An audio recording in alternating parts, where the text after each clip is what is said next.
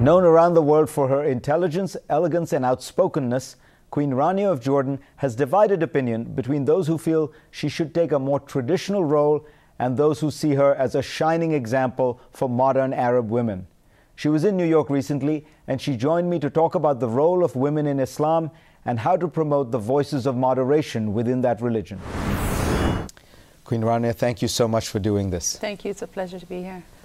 Let me ask you, you're probably the best known face of women in Islam.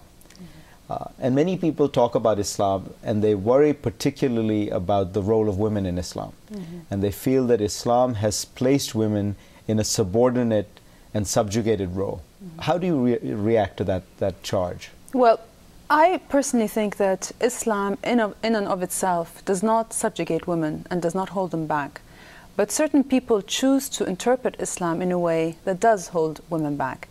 Now, you might ask, why would they do that? And I think that a lot of men, in particular, choose those interpretations in order to validate and justify their own conservative, traditional, and sometimes chauvinistic attitudes. So what we need to be looking at is some of these traditional mindsets. We need to challenge some of those attitudes, the social attitudes that hold women back. And that's what we need to focus on. It is not necessarily that you have to look at, Islam itself. Holy Scripture does not hold women back. It's the people that decide to interpret in such a way for their own, sometimes political agendas. The other thing is that in many of the Muslim countries, they suffer from economic problems. And what I've found and what development has shown is that whenever people feel the pinch, whenever the going gets tough, the first to get sacrificed are women. You know, they are always the last in the door and the first out the door. And so when there's hardship, women's rights tend to suffer. And so you combine those two things, economic hardship as well as age-old mindsets and very conservative attitudes, and then you find that women are really sort of suffering. But you see all over the Muslim world women choosing a more traditional form of dress. So for instance, the first time I went to the Middle East in the early 70s, you'd find women, frankly, dressed as you are. And now you go to Cairo or to Amman and you see more and more of the chadar, the veil. There is a kind of conservatism and religiosity that has taken grip in the Muslim world. Again, I think it has more to do with the cultural aspects, with the political climate, with the economic climate, with the social situation in those countries. A lot of women feel the pressure to dress in a certain way because that's what society pressures. I mean, again, political leaders sometimes who have certain agendas and justify them through Islam put pressure on women to dress in a particular way. Sometimes it's not their own choosing, and sometimes they just feel embarrassed not to be dressed in that particular way. So I think we need to look at it deeper. It's not a matter of just religion, because Islam has been around for a very long time. Why is it that we're suddenly seeing this rise, as you're saying, in conservative practice? For me, it has much more to do with the environment in the Arab world rather than the religion itself. Do you ever get criticized for not wearing a veil? Absolutely, very often, but likewise, there are many women like me who do not wear the veil. So as long as it's a choice, I have nothing against the veil. And I think that wrongly, many in the West look at the veil as a symbol of oppression. Now, as long as a woman chooses to wear the veil because that's her belief and because of her own, that's a personal relationship with God, so she should be free to dress in whichever way she wants. And we should be smarter than to apply more meaning to a symbol of clothing than we should, because all over the world there are many symbols of dress, many ways of prayer, etc. We shouldn't judge people through the prism of our own stereotypes. And I think there has been a stereotype that has developed over in the Western world of a woman. A veil means oppression. That's not necessarily the case. And unfortunately, these stereotypes have been very dangerous between East and West, and we really need to start challenging them because, they really rob us of accurate perspective. There are also many prejudices about the West in the Arab world. Absolutely. When you poll Arabs, they still 30% feel that 9/11 was something that was actually perpetrated by the American government. How does one change that?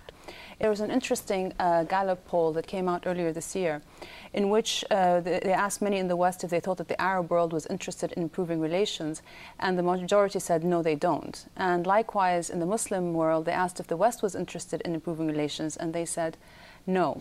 But on the positive side, overwhelming majorities on both sides said that the quality of the relationship between East and West is something that is important to them. So the problem is not that people don't care, it's that they don't see their care reflected. So it's very important for us to start creating platforms for dialogue. I, for example, had a small project on YouTube where I had a page and I encouraged people to send in their stereotypes, and we started to try to challenge them. And, you know, the idea was to get people to question their assumptions and to question certain beliefs that they held to be true. And that was a very enlightening experience, because there was a lot of anger out there, there was a lot of misunderstanding, there was a lot of ignorance. But that is just a drop in the ocean of what needs to be done. I think we need to take these initiatives at all levels. But in some communities, it isn't just a small minority. If you look at, for example, the Palestinian community. I mean, you are yourself Palestinian, but if you look at the Palestinians in Gaza, they elected Hamas and a Hamas government. How should the West deal with a situation where you have an elected government that espouses a certain kind of terrorism, does not believe in a two-state solution to the Israeli-Palestinian problem? Well, in my mind, the success of Hamas has been a result of the failure of the international community to deliver to the Palestinian people. In my mind, their success has been a result of the sense of hopelessness and helplessness of the Palestinian people. They really could see no light at the end of the tunnel. And they were perceiving the Palestinian Authority through the government of Mahmoud Abbas as being inefficient, as not delivering. You know, their way of life has been going from bad to worse.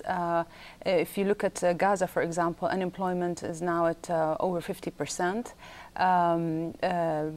Over 80% of the people living there rely on UN organizations for food, for example. So, you know, this is a situation that's not tolerable. You know, they don't have access to basic health services, schools, roadblocks are all over the place, so you can't even move. So, in a situation like that, I think out of desperation, people must have elected Hamas, because Hamas were viewed as providing social services, of, you know, opening kindergartens for kids, of providing education for girls, etc. But at the end of the day, the Palestinian Authority we view it as the legitimate representative of the Palestinian people. And the sooner the infighting inside of the Palestinian camp ends, the sooner they can start having a unified stand that really delivers to the Palestinian people, because at the end of the day, it's the Palestinian people who are paying the price.